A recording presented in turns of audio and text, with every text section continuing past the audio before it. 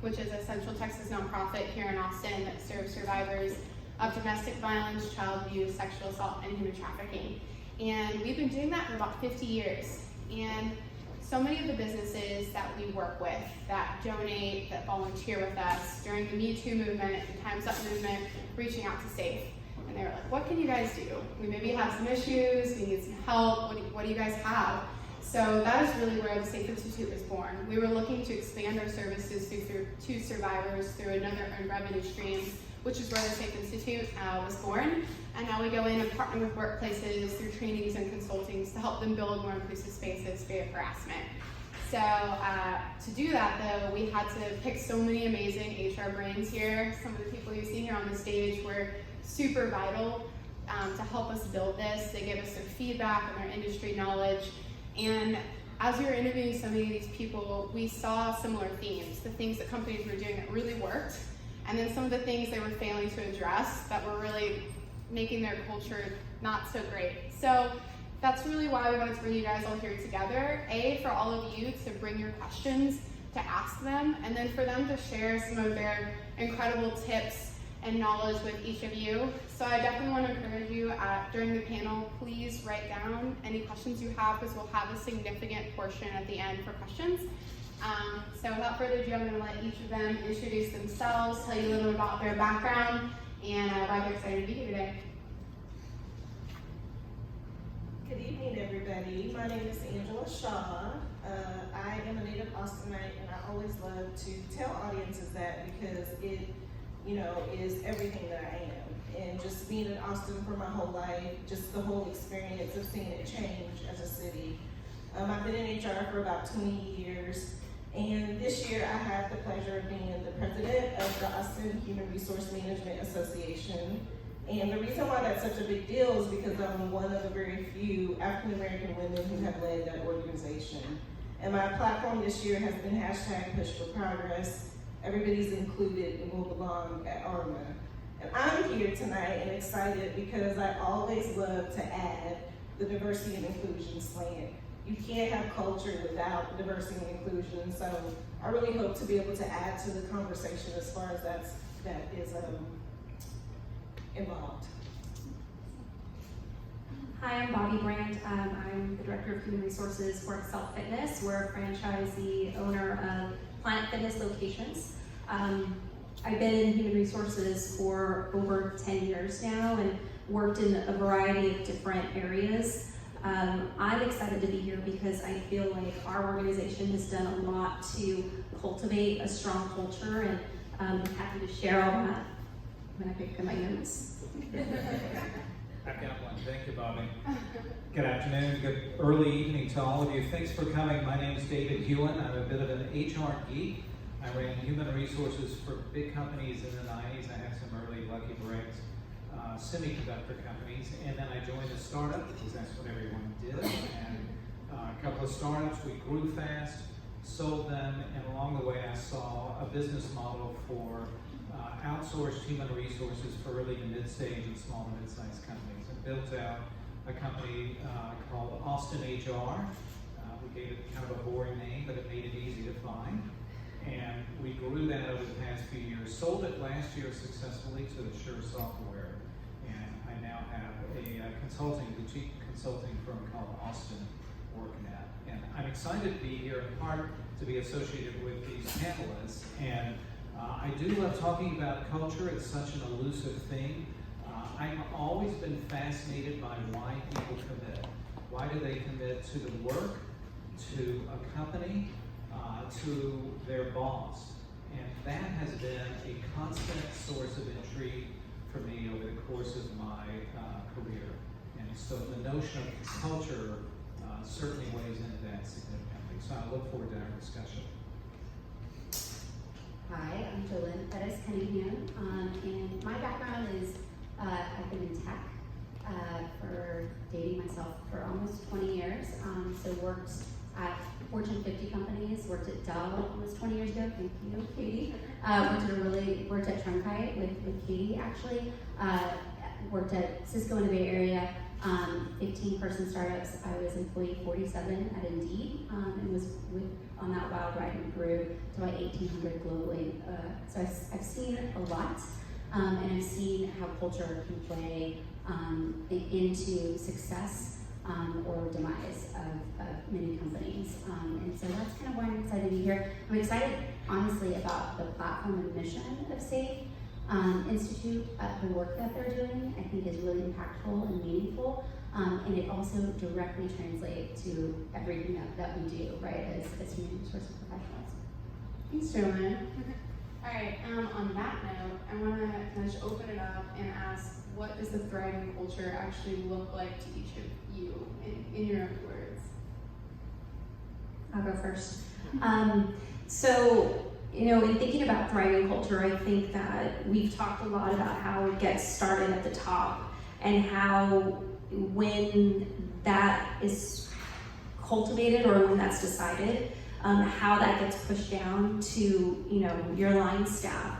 And I think a lot of people believe in that mission, the values, that vision, based on the leadership that's set that up and how they're behaving in that. So I think it's really important that when leadership defines it, they're not just walking that talk, they're also holding leadership accountable to behaving in that manner, not afraid to take some serious action when serious action is called for, and not afraid to lose, I guess there's more damage that can come from not supporting or not following through on the culture that you're trying to set up in your organization.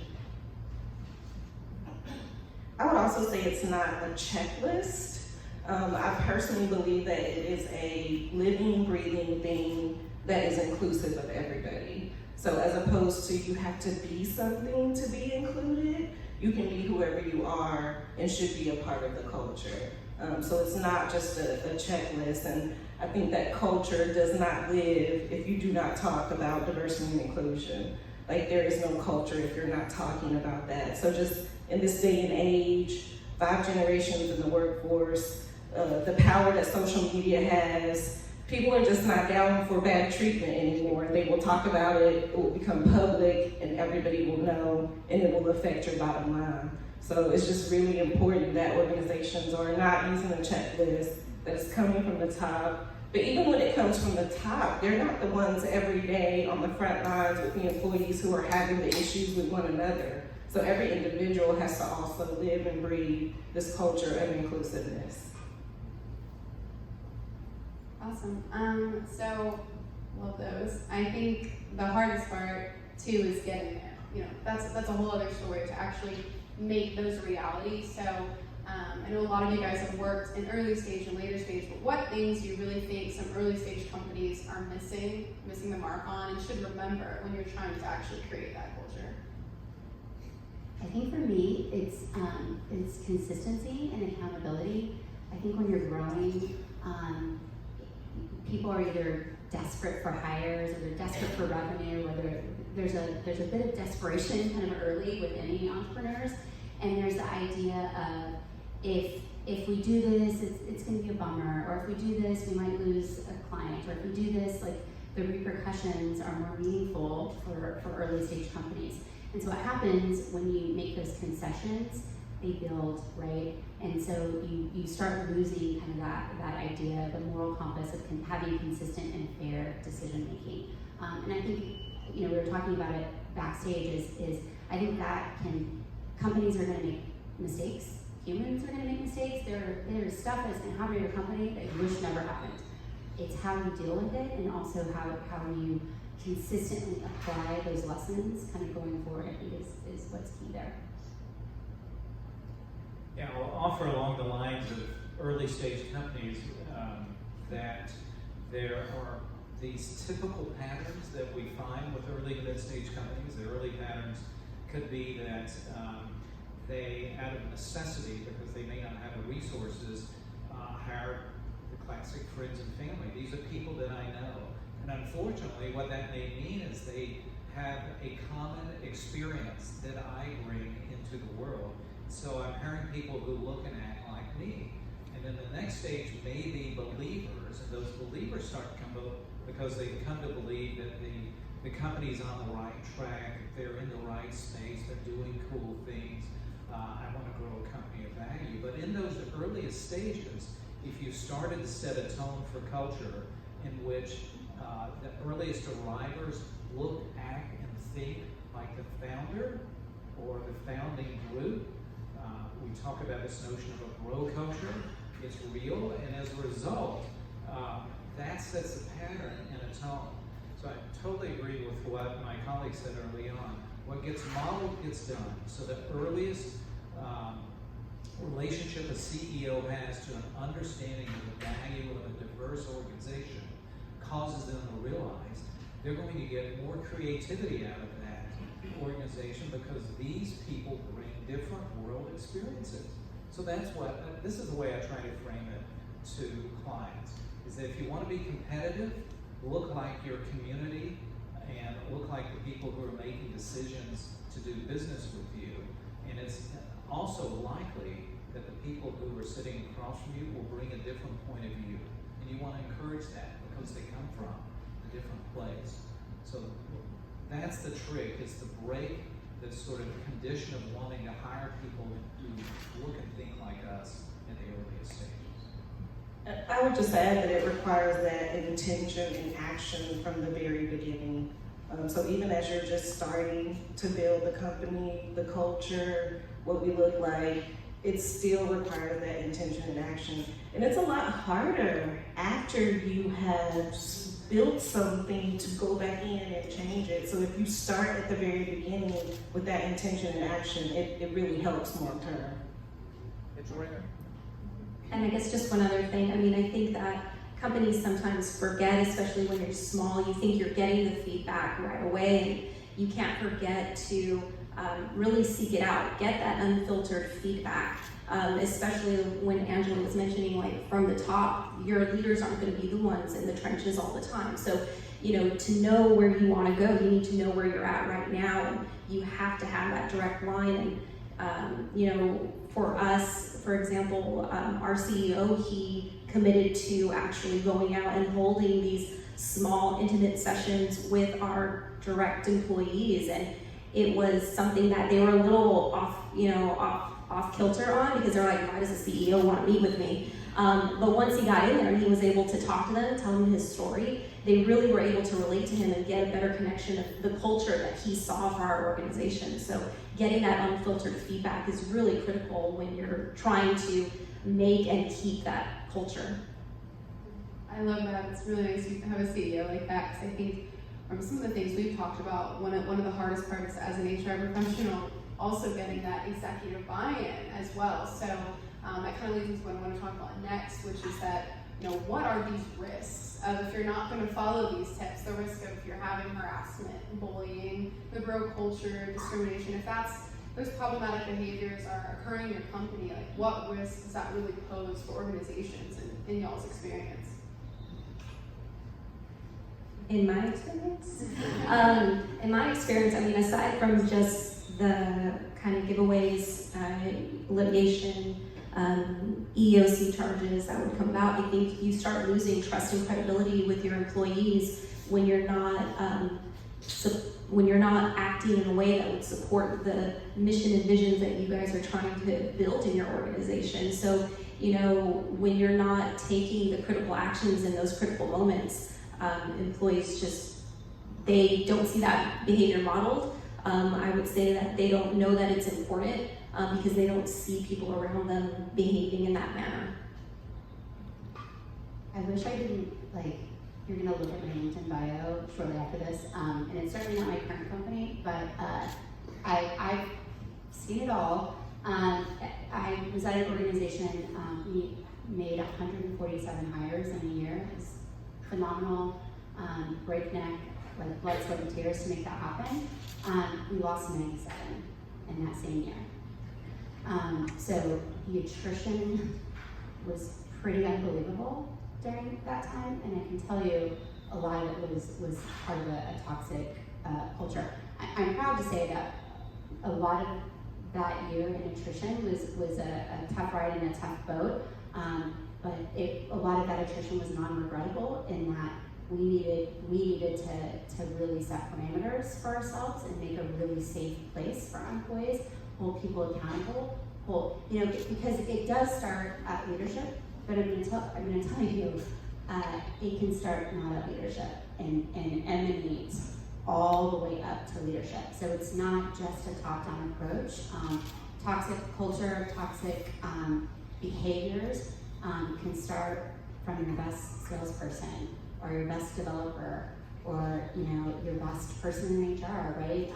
It can wear a lot of different hats, and so that type of attrition is a horror story. And I would hope that nobody has to go through that, but it's real and it's a direct result of not holding kind of culture and accountability where it should be. So I think toxic culture and turnover is what it leads to, but it also affects the bottom line. So there's so much research out there that shows diversity, which would include inclusion, increases profitability by 20 to 30%. If you have gender diversity and ethnic diversity, it increases the bottom line by 20 to 30%. And so that affects money, dollars, the bottom line. So to me, it is curious as to why a company would not want to work on culture, would not want to be inclusive, would not want to be diverse, because what it affects is that bottom line. Yeah, you stole my thunder. I'm totally with you, and that was one of the things I was going to emphasize. And this is how I try to get through as an old white guy to these curmudgeonly decision makers at the top. Is most companies, their biggest spend is what? Their biggest spend is what?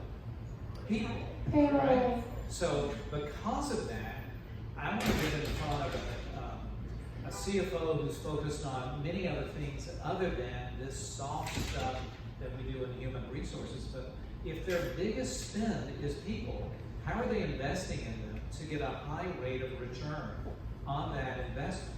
What are the conditions that are creating low performance, thus they're less competitive, or higher performance? And the things that we're talking about, which can be sometimes difficult to measure, yeah, they can check the box and then they'll fill in people within roles and think they've accomplished everything they need to by filling those diversity boxes, but it goes way beyond that.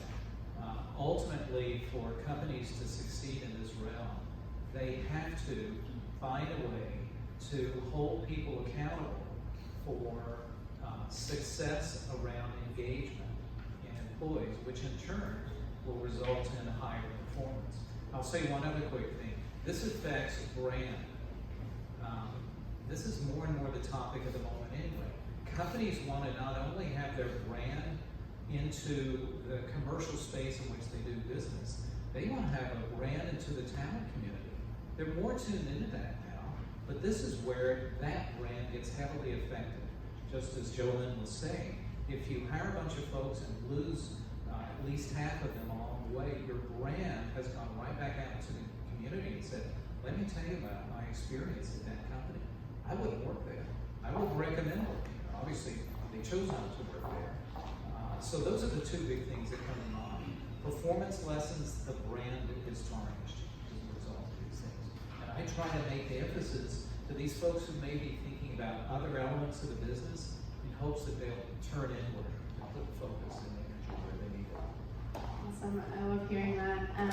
One of the things I'd like to drill in a little bit here on is specifically around sexual harassment and bullying. Obviously, it's a topic that Steve Institute we are dealing with, working with a lot.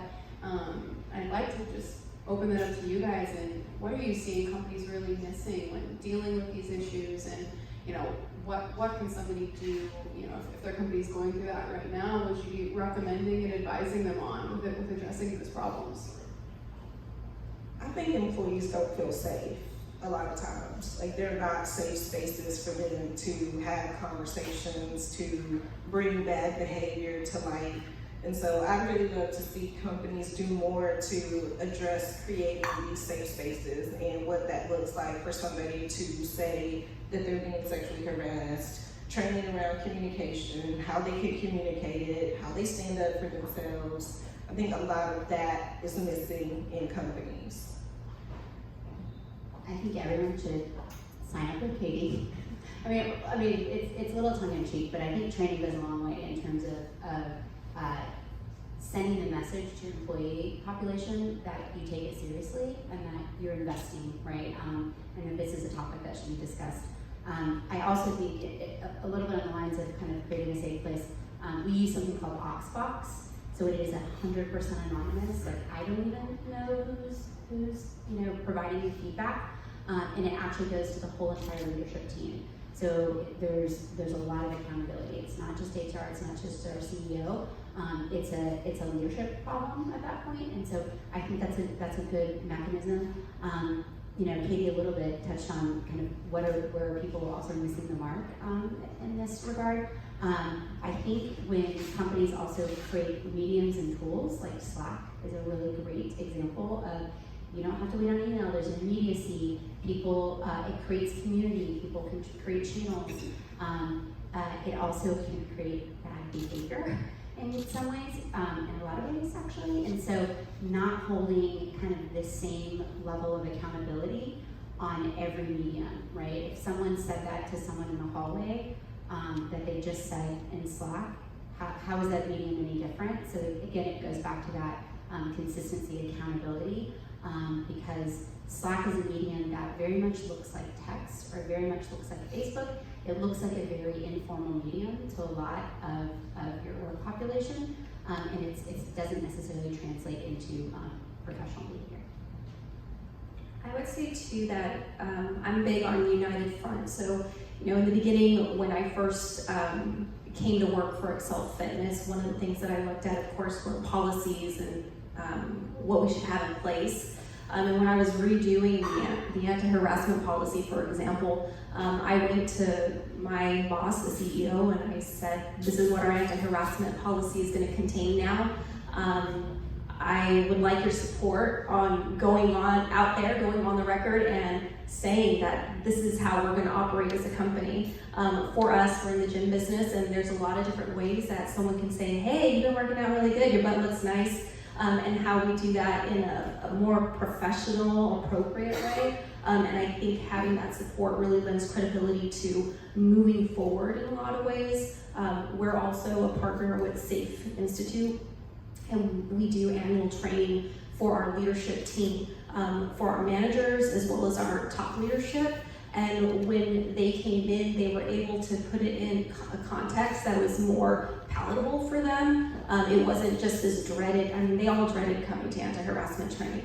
But when they were able to come in and they left, that was the highest rated program that we had put together this last time we did it.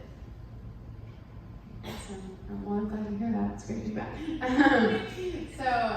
I think we kind of touched on what to do addressing if you've had those issues. So I definitely want to talk on more of the preventative side here. You guys have touched a little bit on it, but what can employers really be doing to empower and create those safe spaces? Because I know you've touched on that, but I think that's so aspirational. But I'm definitely really curious what each of you guys say that people out here can really do to create those spaces that people really can share if there are problematic behaviors. So I think that individuals have things that happen to them outside of work, and they don't want to come into work to talk about it because whatever reason. People are going to look at me funny, they're going to think some kind of way.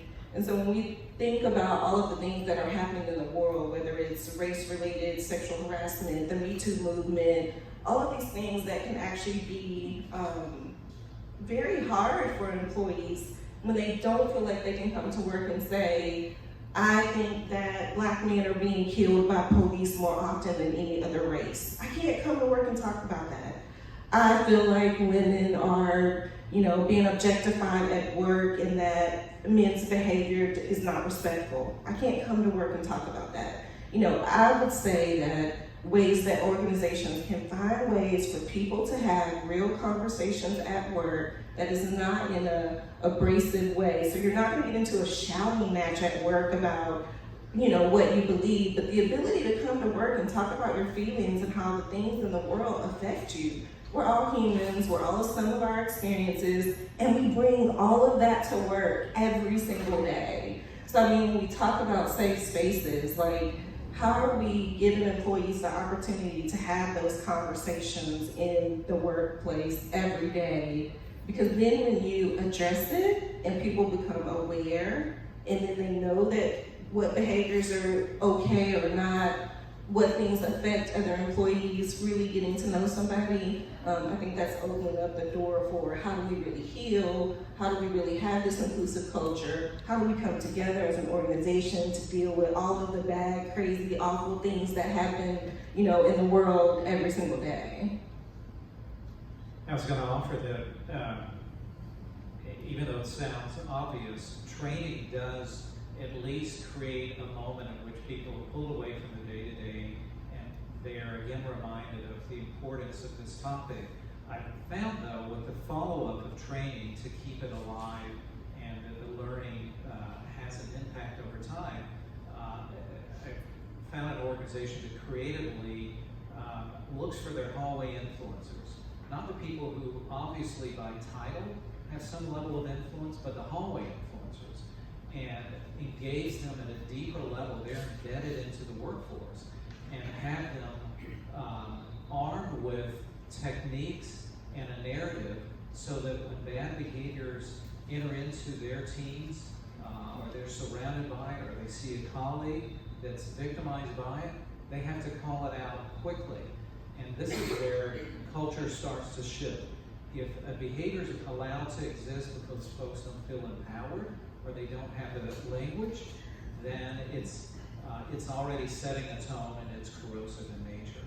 So I found that was a bit of a nice alternative approach to simply the greater frequency of communicating through training, but to identify hallway influencers. Once you're with the company, you kind of know who they are. People look to them to sort of gauge what's really happening around here. And those people can have an impact and have the language that's different than your traditional training programs. I love that. That's such a great tip. It goes kind of a step even further than ERGs, which I know we've talked about, which are smaller groups, they can be talking about these individual topics, but I think that's an awesome point. Instead of saying, hey, go to HR with that problem. People may not feel like that's a line they want to cross. But if they have that hallway influencer that they trust, then you have a better opportunity to stop behaviors quickly. And people now begin to know where they stand. Awesome. So I want to also talk about something Angela mentioned, which is the 5 generations in the workplace now. And it's something we talk about so much and how that's changing HR and changing companies. So I want to just ask, how do you guys see that changing HR's role and HR's involvement in blending and molding to make that a cohesive culture now that we've got so many generations? Well, there's gig economy, so that's definitely changing the way we work. And so how do we approach that? If you have old school HR mentality about that, you're gonna have a really hard time going forward. So there's definitely gig economy. When we think about millennials being the biggest part of our working population right now and taking over and being leaders, and there are different kinds of leader than what we're probably used to, you gotta get used to it now. The world is changing. Even the way we look is changing. By 2045, we're gonna be a minority-majority nation. So we're not only gonna look different, but it's gonna act different. So it's really time now to start getting on board with these changes. And again, creating the safe spaces to have conversations. I attended this session or panel, and this guy who was older said, I just don't see the value of playing ping pong at work and having beer during the day and these people walking around with earphones on, like you can't even talk to people. And I said to him, like, that's the definition of inclusion. Like, everybody is not the same, and you have to be accepting. And have you tried having a conversation about the earphones? Because you might find that you might like them. So again, just that generations are different. The world is different. We're changing, and we have to be open to those changes, or it's going to continue to be a very abrasive world. I think the other big point I want to make is, again, just with social media. So Glassdoor and all of the different ways that employees can talk bad about companies, they're taking advantage of that. So if it's an organization that is not being inclusive, is not modeling the right behavior, word's gonna get out, people are gonna talk about it. I just had a situation at work today where an employee went still employed with the company and made bad comments about the organization. So it's happening. We've got to find ways to think about that, to be active and working towards it just being more inclusive, and how do we kind of consider what's coming and how we deal with that.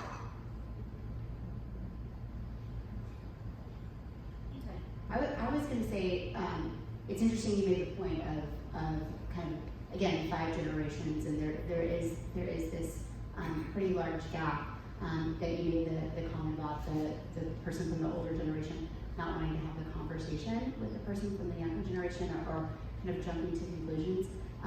Because I've worked at a lot of startups where it could be, quite frankly, the first job out of college, their first professional experience, if not their second.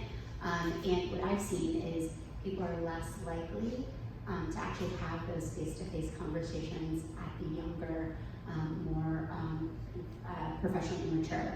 They would rather send a snarky email, or they would rather send a not nice text, or they would rather say something in Slack, in a public Slack channel. So it's interesting because I've seen it kind of be the opposite. And I will say, across 5 generations, communication is key, and nothing can replace looking someone in their eyeballs, or via Zoom or Google Hangout, whatever it's at, and having a face-to-face conversation with people. So I would encourage, what I've seen most effective is not kind of the HR referee, is more like, have you had a conversation with that person? Like, I encourage you to try to work it out. And I, 9 times out of 10, the missing point of that communication is, quite frankly, face-to-face communication, or honest, frank communication between those 2 individuals. So that's kind of my perspective, especially around the 5 generations. Because I'm going to tell you, I think that chasm is growing further, and communications are key to that. I'll just give you a quick anecdote. I was conducting a behavioral interview and training session recently, and one of the top executives was in there. He said, well, I kind of look for someone that I can have a beer with before I make a decision whether I'm going to hire or not. And you've got surrounding this older gentleman are millennial employees, and they're hearing this and they're thinking, I wonder if I passed the beer test or not. And so I had to call them out and say, I don't think I want to have a beer with everyone that I've worked with. I want to respect their differences, and that they come from a unique worldview that I would want in the workplace. I'd actually want to be challenged by someone who brings an entirely different point of view, so we can test things out and sort of stress test ideas within the organization. So I did it more gently than that with them, but still, there's got to be a way in which we surround ourselves with differences, whether it's age or any other conditional thing that leads to a more creative and engaged workforce. It's a delicate balance, and I love it when I find that. I often say that companies have hallway cultures. You can come into a company, and I've had the luxury of walking into hundreds of them, and the hallway culture speaks for itself. Is there energy there? Do people laugh easily? Is there an exchange of ideas that seem to be happening, and it's visible in its nature? And that's probably serving you pretty well. That likely is the culture. So those are the things that I look for and try to stress. I'll offer one of the things. Sorry, I'm sort of dominating this, but I want to bring out what also is challenging. It's along the lines of the gig economy, dispersed workforces. So if you work for a company that had a lot of people working out of their home or in different states, we had an acquisition play a couple of years ago. We helped a company carve out an organization from another much larger company, and the employees worked in 32 different states. And so how do you now define and create a culture that has some stickiness to it? And now here we are 2 years later, and half of those employees have been laid off. They're still struggling. And I would argue it's probably in large part they had a very difficult time, and still have a difficult time, putting definition around culture and inclusion, because that dynamic is added on beyond the challenges we've been talking about. I think to add that stickiness, you definitely have to have the conversation often, frequently, reiterate it so much all the time, especially when, if it's so focused on mission and values, that has to permeate in every conversation that you have so that people don't lose sight of that's our North Star, that's what we're trying to achieve here when we're looking at diversity and inclusion and who we want to be as a company. I think those are really good points. And we're wrapping up with our last question here. I just want to ask if there's anything you think we missed, that you have a great tidbit or a word of wisdom or something that we didn't touch on here that's running through your brain. If each of you could just share something before we open it up to the audience. This is the message that I always preach to everybody, that each one of you has power within you and that it's dormant unless you activate it. And not activating it is the same as using it negatively. And so I would implore each of you to use your power, to activate it, and to use it for good. My advice would be define that culture early. Don't take your eye off the ball of what that needs to be. Get that united front with your leadership so you have that support to drive that message. And have courage, I think, activating your power, having courage, not being afraid to broach those tough conversations when they have to be, because for me as an HR professional, that's part of my role, right? Having those tricky conversations with people who probably thought that they were doing the right thing in the first place and bringing it to their attention and how we can do better. Yeah, I know it sounds a bit like a cliche that a company should define its mission, vision, and values. Why does it exist? How will it have an impact in its marketplace?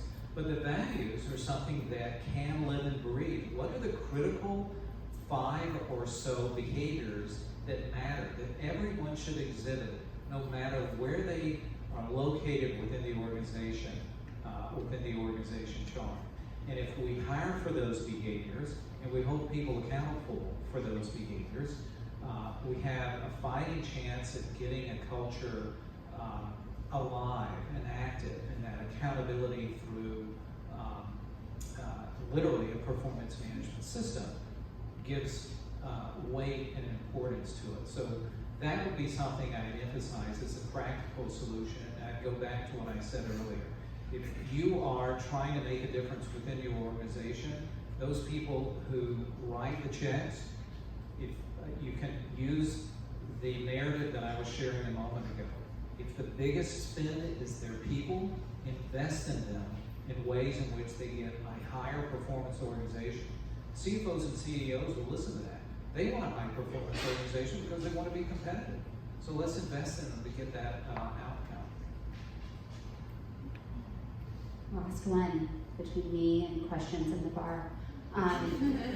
So I love data, and when you talk about culture, you talk about employee engagement, and it's kind of like a no-brainer, like, this affects your bottom line or reduces turnover, but that's not enough, right? Like, that's not enough to just say those things.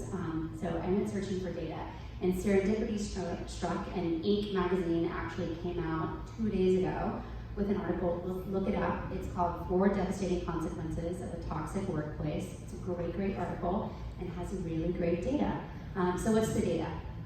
So about 2 months ago, I don't know if you guys are following, but about 189 companies signed this kind of like manifesto to kind of rework and reinvest in kind of their corporate mission. I mean, Apple signed it, Abbott signed it, Amazon signed it, so a lot of big hitters and smaller hitters, but a lot of these companies are doing quite well for themselves. So why do they need to break down kind of their corporate mission?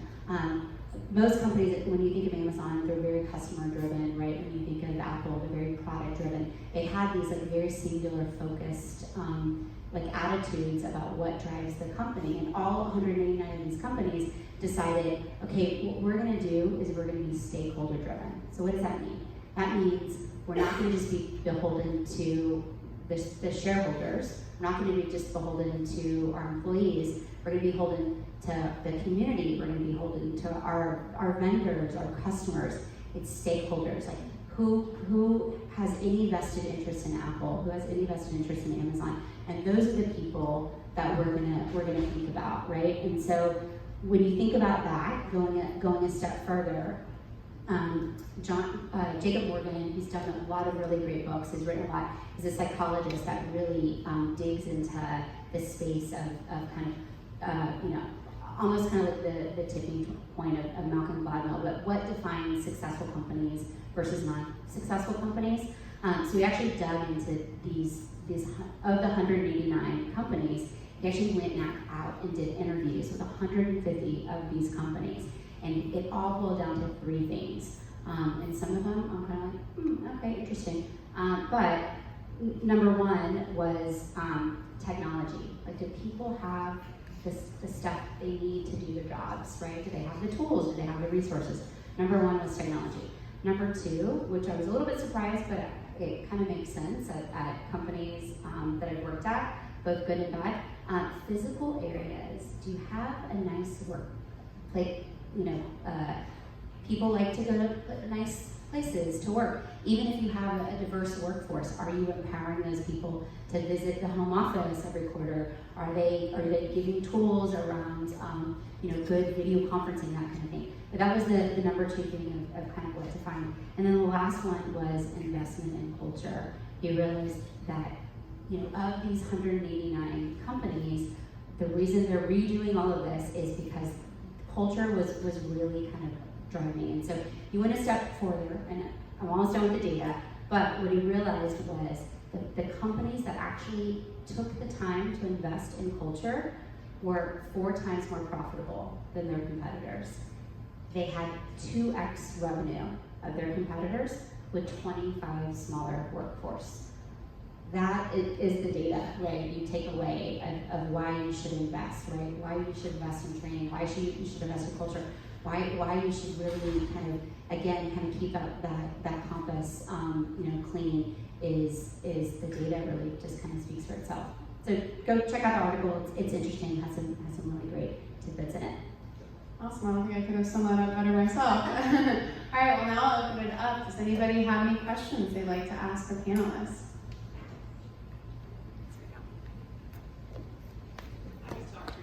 All right, sure. I just want to thank you for bringing that article. I was enlightened about a year ago by the book Conscious Capitalism, which was written by John McAfee with Whole Foods, who actually kind of started that movement many, many years ago. There's a local psychiatrist, Dr. Clapton, who is a big proponent. She's a part of that group of moving that culture forward. So thank you for mentioning that. I also just want to say that a lot of young people here.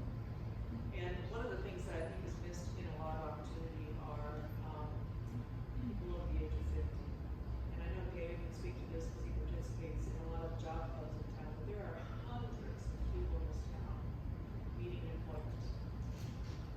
But they're over 50 and they're not looked at close enough. Everybody's recruiting in from out of town, and I just encourage you to take advantage of the people that are here that have built loyalty with previous companies and have a lot to offer.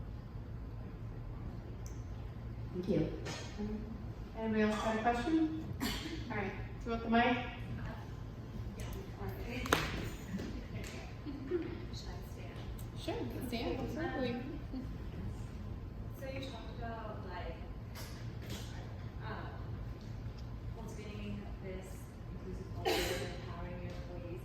How do you do that when your organization is already kind of established in traditional kind of older, not so small, and then also it's multinational and multi-cultural as well? So there are no magic solutions, like ever. So I'll just start with that transparency right there. But I think as an individual who's activating your power, like what you can personally do besides setting the example is who can you talk to about starting programs, starting ERGs, starting activity to try to change. I think the other part of that is at some point as an individual, if you get tired or decide that that movement's not gonna happen, then what's the best thing for you? So I mean, you personally putting skin in the game for what can I do to try to change this? So I think everybody can do something to try to change it. So I mean, I would start there. Can you go to your leadership? Do you already have ERG groups? Like, are you a part of HR? And how has HR set expectations or things around accountability to be able to push for like this kind of movement? But it's also realistic in that, you know, it's a journey, not a destination. So it can certainly take some time, it can certainly take some resources. I think being resilient, you might fall down, you get back up, you might take a misstep and, you know, have to keep going. I think just acknowledging all of those things as the reality, but what can you personally do to start pushing for this change? And I think we mentioned earlier that once that culture is set, it is a lot harder to come in and kind of move that change or move that needle for it to be different. I will add that we all have egos, right? So senior leaders often come with even more than their share of ego. And if you have this traditional culture that is likely difficult to move, there's the possibility of looking at who are the benchmark companies that you compete against, or who the person with an ego would say, oh, we're better than them. Are you? Here's what they look like. Here's how they operate. Here's how they have an advantage in the industry. So sometimes you play to that nature of a leader, is that they want to look better in the marketplace. And if you can identify those benchmark companies and then come to understand what makes them unique and better, you may have a different angle to get into this conversation. Anybody else got one?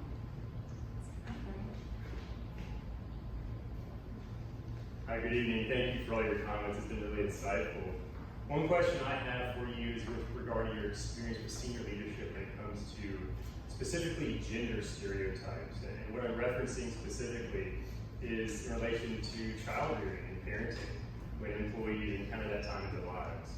So I guess my question would be, in your professional careers, what have you seen work and not work when it comes to conversations with decision makers who had the opportunity to set the tone of equality with regard to, say, parental leave policies as opposed to just straight maternity leave policies, and sort of documenting it on paper at the outset that the foundation from which you build is equality? That's a really good question. So what I've found doesn't work is when you try to go in and say, this is exactly what we're gonna do because we're required to do it.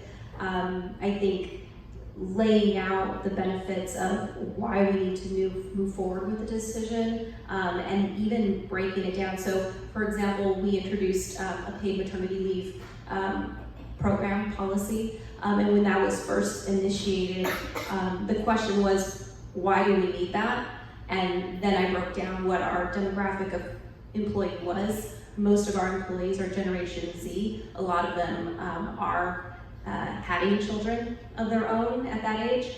And so, especially when we're looking at what our employees earn, you know, we're in an industry where we don't pay a whole lot of money for our employees at an hourly rate. So at the time that they have children, their income plummets, and then they go out on a leave, and then they have to come back and enter into the workforce, and now they have a totally different life than when they left us. I think breaking down that for my leadership helped paint the picture and help them get a better understanding of why it was important and how we could help our employees, and that's a place that they come from already. So that's been successful for what I've introduced to our company. I had a cute outfit on before my 2-year-old spilled Greek yogurt all over me this morning. So I lived this. I have 2 children, and I was we start one of those companies, the first person that ever got pregnant ever at that company. So we didn't have a mother's room, we didn't have kind of any of those things. But what I will say is yes, it can come down to policy, to the piece of paper that you point to. And to Bobby's point, using data to support why you need that policy change. But also just, I bring my children in. I mean, who knew that, President's Day was off and my kids' school was off? Like, my kids are coming in, right?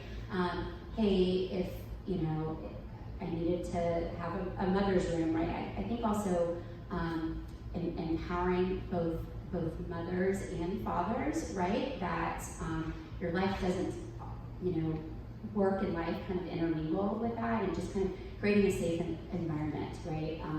For that to happen. So like, don't wait for someone to get pregnant to have a mother's room, right? Don't wait for a father to say, hey, but I'm the primary caregiver, right? And it's not my wife because she makes more money than me. Like, don't wait for those things, and then you have to change kind of a precedent.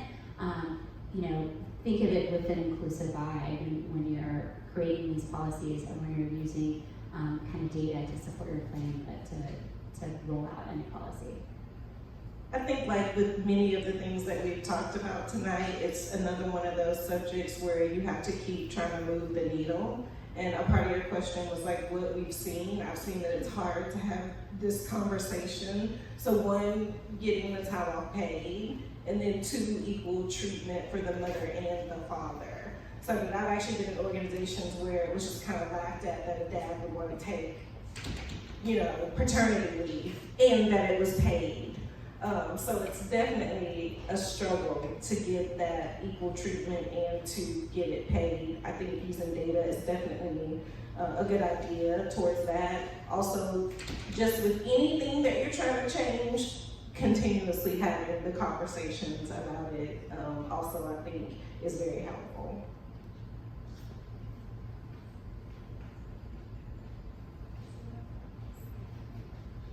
Thank you for your time today. I wanted to ask, you spoke earlier about employee investing and how that can improve culture and employee retention. To that degree, what is your take on corporate giving and how that can improve the culture? This is a significant trend. Back to employer brand, we found that incoming workforce oftentimes is making a decision. One of the top decision points is, what's the philanthropic nature of the company? To what extent does that company define its impact socially back into the community in which it serves? They've also found, and this is why this is leverageable beyond just attracting talent, is that the companies who want to do business with an organization may in part make a determination on the profile of the company as to what their giving stance is. So we're in a good place for this. These are the types of things that set companies apart to be the most competitive in their area of business and in the talent community. So I think that's a great call out. I think it has a very positive impact too, because inherently we're all good people and we all want to give back. And so the ability to be able to do it as a part of your organization, lots of organizations have like giving days, or they give actual time off that you can take to volunteer to do things, or they do it as a group, like the whole organization takes a whole day or half a day and does some sort of a service project. And it definitely has a positive impact on the employees, like everybody wants to be a part of something good. And I don't know in your organization, as far as monetarily giving, some organizations can't do that, but to what Angela was kind of talking about, giving time, that's the most valuable commodity people have to give. And a lot of times when you are tasked with coming up with ideas on how to be altruistic in the organization, is finding those opportunities to just get the employees together and donate time is a really good way. It doesn't cost the company anything aside from time, right? Giving the time off or getting the group together, and employees feel good about being a part of something like that. We implemented Values Day not too long ago, and the people that have participated have really gained a lot out of it. I think the last thing is when you look at comp design, people think base compensation, they think long-term incentive, and they think kind of short-term incentive, in terms of annual bonus or stock options, and then you get into kind of that 401k match. Like that's part of the comp design structure. What's interesting is the last couple places I've worked, I've actually polled our employees to say kind of what's important to you, and part of a corporate match was part of that, and you wouldn't believe how many people actually voted that their full compensation, that they would want kind of that piece to mirror kind of a corporate match. So maybe again, kind of using that data and just, if you're polling what's most important to your workforce, should that be kind of the part of the structure in terms of comp design? So, is that any other ones, Larry? Yes. Okay. Hi, thanks for your time. So in this day and age, we're thankfully talking more about Me Too and sexual harassment and those kind of things, but I am struggling. You guys mentioned bullying in the workplace, and can you give real examples of bullying versus just strong egos or strong personalities or somebody who's really great at arguing? I don't know, but can we talk a little bit about that, just because I don't think we're aware, or I know I'm not as aware of what's bullying in a workplace situation. Yes, I think it would be very close to harassment. And when you think about the number of times it happens, you also think about intent versus perception. I mean, I think as HR people, a lot of times behavior in the workplace kind of falls in that realm of how the harassed person or bullied person feels about the situation. And so making sure that they're heard, and that there is action taking, whatever that looks like. So it isn't always that you're firing somebody because, they did something one time or whatever it tends to be. So, I mean, I think I would put it under a situation where you do a bit of an investigation to see what's actually going on. So a long way to say bullying is very close to harassment. I mean, it's a behavior that affects somebody in a negative way. And so it could be a lot of different things based on how that person feels about it. They're not allowed to have a voice in a meeting. They're made to feel less than. I mean, all of those are ways in which a bullied person will feel in different situations. Name calling, just lots of different kinds of behaviors. I think bullying also plays into kind of the pack mentality, where I've seen it time and time again. It is on a Slack channel or kind of a thread where it is all those things, but it's many against one, right? And so it comes back to kind of that verbal communication. Like, would you guys think it's appropriate to surround this individual and yell your opinions at her to her face or his face, right? Like, it's the your mom said if you can't say anything nice, like you probably shouldn't be saying it, right? It's like it's a little trite, but there is the idea that I think where I've seen it, a lot of the bullying can really cross the line with the kind of the troll mentality when people are hiding behind a keyboard, and so there is the idea of the written word does not have tone, it doesn't have intention, it doesn't have what your intent is meant to be, and you also can't retract it. It's forever. It doesn't go into the ether like your voice, and so have a face-to-face conversation, and also know that a lot of those things are kind of on the permanent record, and I've seen that can curb a lot of, it makes people stop and think a little bit more.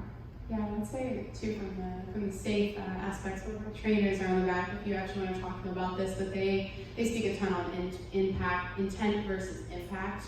So it could be something as simple as something that happened to me when I started a job, but I was bringing my overnight oats in, and somebody was like, oh, like, why are you making those? Like, you could just make hot oatmeal.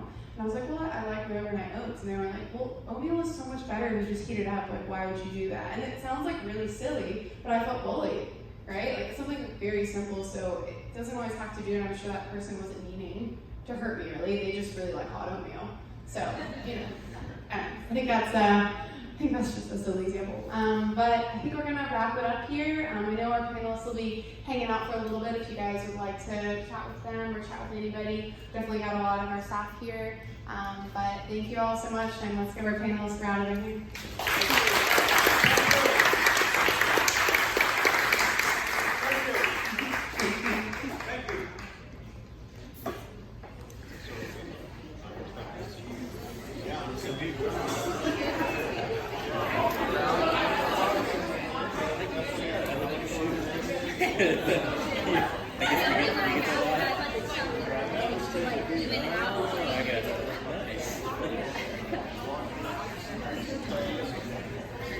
Very good.